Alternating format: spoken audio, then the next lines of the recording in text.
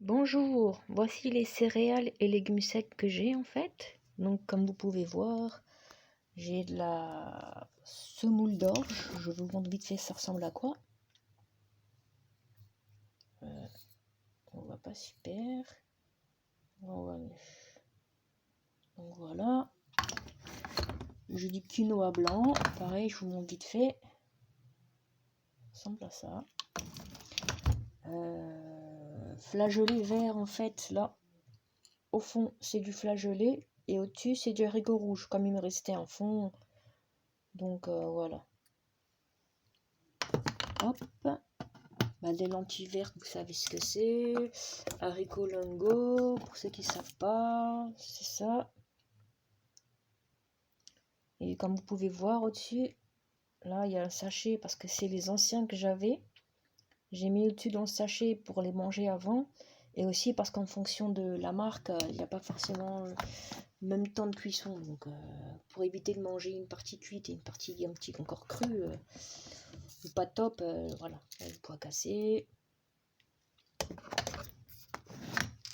Du pois chiche. Alors là, ce sont ici des lentilles blondes. Là, du boulgour. Pareil, je vous montre vite fait. Voilà.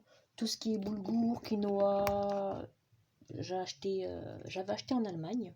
C'est pas cher et c'est de la bonne qualité. Là, c'est des lentilles corail.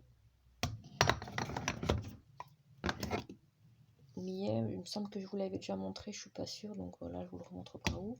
Par contre, la semoule d'orge, ça, je l'ai eu de... C'est quelqu'un qui me l'avait envoyé qui avait acheté ça dans un magasin asiatique à Paris, et il me l'avait envoyé un petit colis par la poste. Donc, voilà. Et là, c'est du soja jaune. Donc, pour ceux qui ne se connaissent pas, c'est ce qui est utilisé en fait pour faire le lait de soja. Et également, après, avec le résidu, c'est avec ça qu'on fait le tofu. Donc voilà, pour l'instant j'ai du tofu que j'ai acheté en magasin, mais c'était pour dépanner vite fait. Et une fois que c'est vide, que je vais tout manger en fait, je vais faire mon propre tofu. Donc voilà. Pour ça, pour ceux qui connaissent pas trop non plus le principe, faut laisser tremper les graines 24 heures.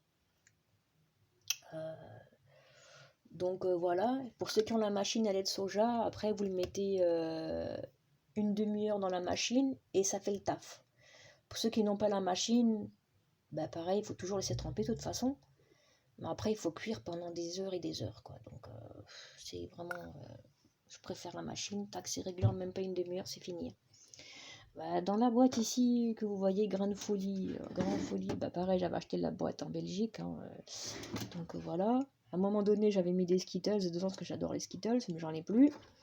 Donc, ce qu'il y a dedans, bah, c'est du riz. Du riz premier prix que j'ai mis dedans. Donc, voilà. C'est une boîte à riz de base. Hein. Donc, voilà. Donc là, je mets dans cette boîte parce qu'elle ferme, vous voyez. Il y a le clapet, c'est bien fermé. On voit pas le clapet en fait, là, je filme pas top.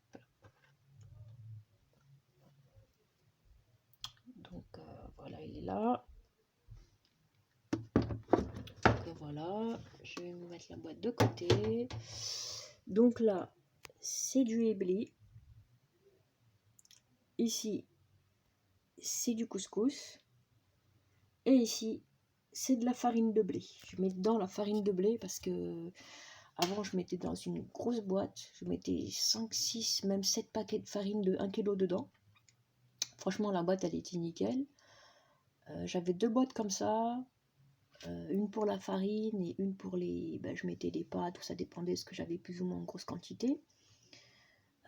Donc la boîte était nickel, mais c'était du fer blanc et avec les années, quand ça prend des petits pets, ça se déforme un petit peu. Et un jour, j'ai voulu prendre ma farine pour me faire un gâteau à manger, quoi, en fait. Et ma farine, elle s'est mise à bouger.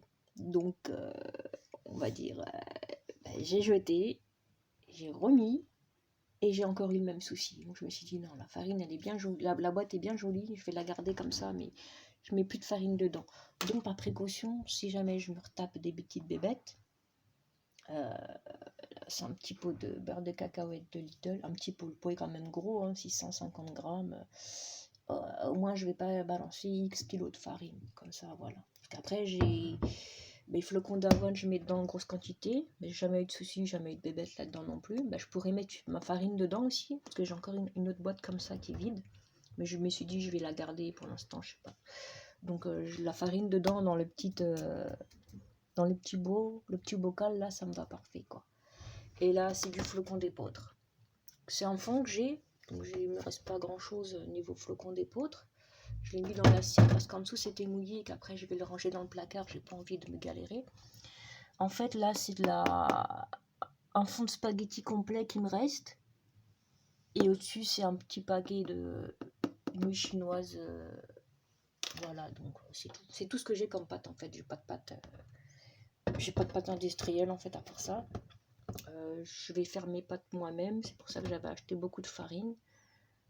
Donc voilà, hein. Et après niveau légumes secs ou céréales, je sais que je compte acheter par exemple du haricot rouge comme j'en ai quasiment plus. Le flageolet en livraison je trouve pas forcément non plus. Haricots rouges c'est super cher en livraison. Je vais prendre des haricots noirs, j'en avais vu sur un site qui était pas trop cher.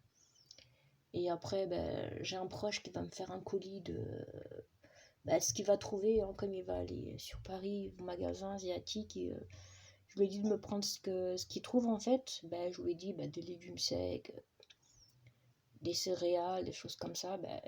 Un petit paquet de piment frais s'il y a moyen, un petit peu de gingembre frais, des trucs comme ça, vous voyez. Voilà, de l'algue nori, j'ai demandé également. Après les épices, je vais pas trop demander parce que j'en ai pas mal. Mais après, ouais, je vais demander de la coriandre moulue parce que j'en ai plus. Si je peux avoir également de la coriandre fraîche. De la coriandre non moulue. De la cardamome. De l'anis étoilé. Ça serait top aussi. Après, d'autres épices asiatiques que je mange en temps normal ou exotiques. Donc... et que je trouve pas du tout ici, donc même en livraison ni rien, donc voilà. Après je lui ai vraiment dit de prendre ce qu'il trouve parce que ça dépend de ce qu'il va trouver aussi, donc voilà, il me fera le colis, je pense, il va aller dans 2-3 semaines, après le temps que je reçoive, peut-être dans à peu près un mois j'aurai mon colis, hein, de toute façon. Donc voilà, je ferai un retour de ce que j'aurai reçu plus tard, donc voilà. Bon, et bien, merci à ceux qui ont regardé. N'hésitez pas à commenter ou à liker afin de m'aider à m'améliorer. Voilà, bon, bonne journée.